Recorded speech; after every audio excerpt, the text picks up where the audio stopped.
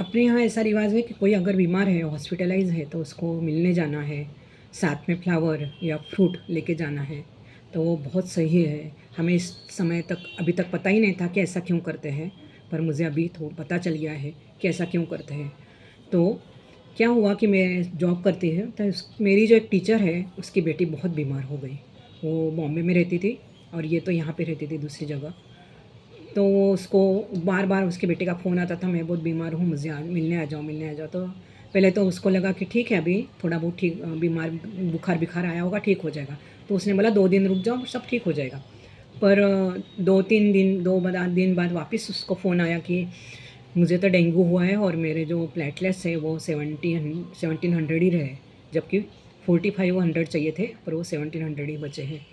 वो बेचारी इतनी डर गई है, और जो उसको छुट्टी नहीं मिल रही थी, जैसे वैसे उसने छुट्टी ली और वहाँ से वो अपने बेटी के पास चली गई। और उसको एक दिन उसके पास रही। और ये बात थी कि उसको वापस उसको लेके भी नहीं आ सकते थे, क्योंकि इतनी उसकी तबीयत ख़राब हो गई थी कि उसको ट्रैवलिंग करना मुश्किल था। तो वो उसके साथ रही, उसका ध्यान रखा। और जैसे ही वो वहाँ पहुँची, उसके बेटी के चेहरे पर एक मुस्कान आ गई, रौनक आ गई, जैसे कि जैसे अभी वो रिलैक्स हो गई थी। तो एक दिन रुकी, दूसरे दिन, और क्या होता था कि एक दिन बाद छोड़ के, एक दिन छोड़ के उसका ब्लड टेस्ट होता था। तो एक दिन हो गया, दूसरे दिन उसका ब्लड टेस्ट किया।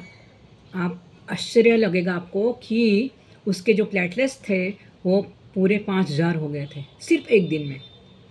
तो इसका यही मतलब हुआ कि उसकी जो मम्मी आई थी, वो मम्मी के कारण उसके शरीर मानसिक शांति हो गई उसको, और एकदम रिलैक्स हो गई, और उसका शरीर दिन एकदम ठीक होने लग गया।